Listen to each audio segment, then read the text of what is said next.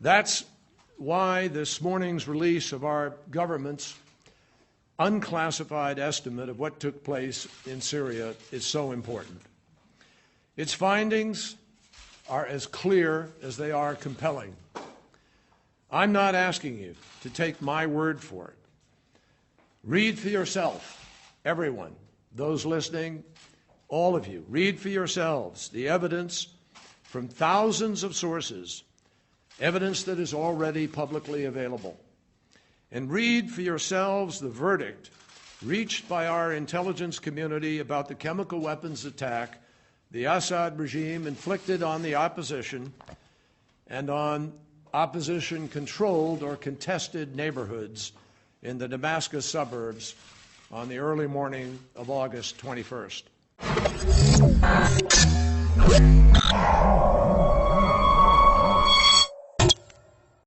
On August 21st, chemical weapons attacks in Ghouta, a neighborhood of Damascus, Syria, claimed the lives of at least 355 people, according to Doctors Without Borders.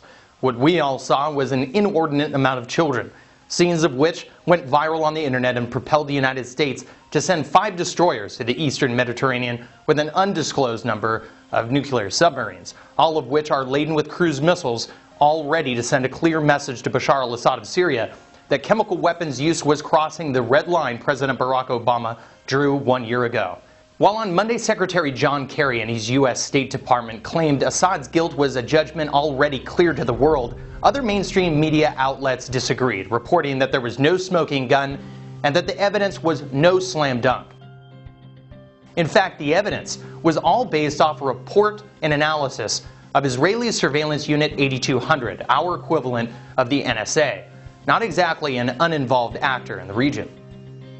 Many problems, of course, arose immediately after the attacks in Ghouta. While the Syrian government is purportedly the largest stockpiler of chemical weapons in the world, the opposition has them too. Now, infamous video has allegedly shown rebels killing rabbits with ad hoc mixtures of chemicals procured from Turkey. Other reports have acknowledged chemical weapons depots have also been seized in rebel gains. On August 23rd, LiveLeak.com hosted an audio recording of a phone call broadcast on Syrian TV between a terrorist affiliated with a rebel militia in Homs, Syria, and a Saudi Arabian boss identified as Abdul Basit.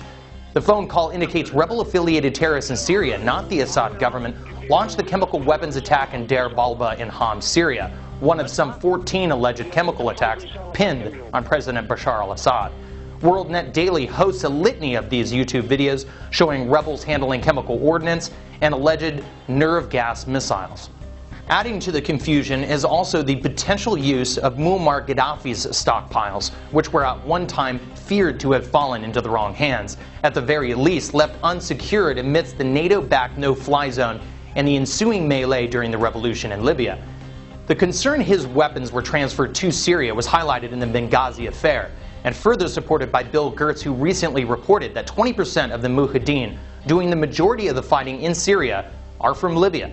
But most importantly, the UN's Carla Del Ponte officially acknowledged suspicion rebels had in fact used chemical weapons. Yet even with all the counter evidence, mainstream opinion, while against involvement in Syria, believed Assad was still to blame. This is prior to a UN chemical weapons investigation having even been concluded. Much of the media is evidently still on the assumption as well, as CNN in classic pre-Iraq style and obviously with copious amounts of notes from ESPN are walking around a life-size CGI war theater resembling the state of Syria. So is there anything to the Saudi connection suggested by the Post at LiveLeak.com? Well, we know that Qatar and Saudi Arabia are spending billions of dollars providing weapons to Syrian rebels. We know that Saudi Arabians host live auctions sending suicide bombers to Syria. Saudi Arabia and Qatar alone funnel millions of dollars to the rebels every month. But as RT's Guyane Chichikan reports, it's not just cash and weapons being smuggled into Syria, but ideology as well. This is said to be an auction taking place at a hotel in Saudi Arabia. What's on sale is a human life. The video shows a father offering his son as a suicide bomber into Syria and raising money as compensation.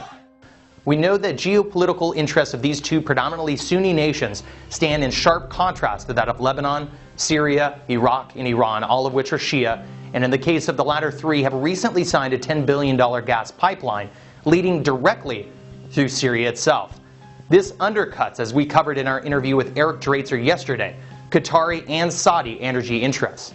Now, in a breaking article by longtime Associated Press Middle East correspondent Dale Gavlak, notes, from numerous interviews with doctors and Ghouta residents, rebel fighters and their families, that many believe certain rebels received chemical weapons via the Saudi intelligence chief Prince Bandar bin Sultan and were responsible for carrying out the deadly gas attack on August 21st in Ghouta.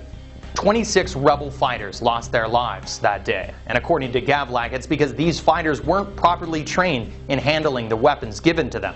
According to one resident of Ghouta, his son, who fights with the rebels, and 12 others were killed inside of a tunnel used to store the weapons provided by a Saudi militant known as Abu Aisha, who was leading a fighting battalion in the region. The father described the weapons as having tube-like structures, while others were like a huge gas bottle. Gavlak also reports that more than a dozen rebels interviewed reported that their salaries came from the Saudi government. But here's the kicker. According to UK's independent newspaper, it was Prince Bandar's intelligence agency that first brought allegations of the use of sarin gas by the Assad regime to the attention of Western allies in February.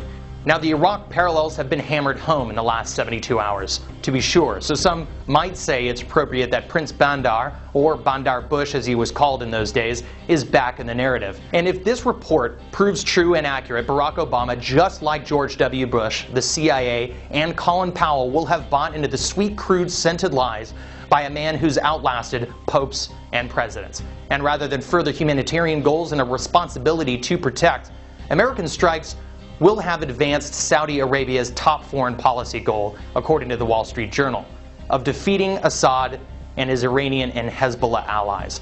A lot of people on the lunatic fringe, as it's derided these days, have been wondering who Obama really works for and whose interests he really serves. According to this report, the answer is more than obvious.